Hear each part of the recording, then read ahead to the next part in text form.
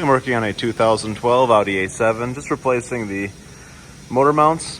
The one on the driver's side is completely collapsed. I just want to show you what that looks like and show you something that is kind of a bit of a problem when you're replacing mounts on these sometimes.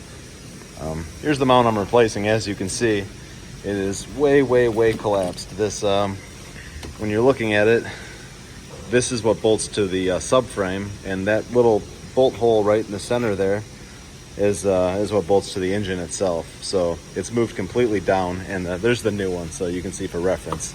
So look at the position of the center hole, how it's completely, looks like a half inch down, or maybe closer to a full inch down from where it was.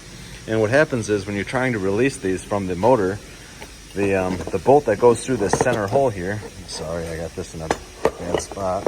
The bolt that goes through the center hole becomes blocked by the motor mount itself. So you're trying to do this through a little hole in the on the side of the chassis. I'll show you where that is. Right here, there's a flashlight. You're doing it through one of these little holes right there, and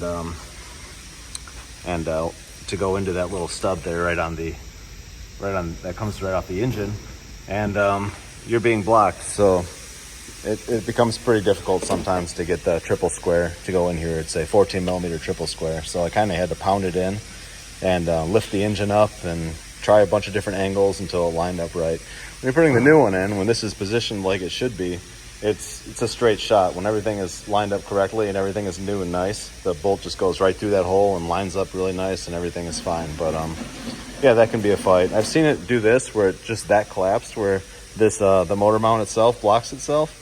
Or I've also seen where the rubber starts to fall apart, and the rubber actually, as it loses all of its grease and stuff and starts to swell, it gets in the way of the bolt, and then you have to go in there and kind of try to cut it away so you can get the bolt out. But yeah, it's just something you have to sometimes deal with these. But that's it. Thanks for watching.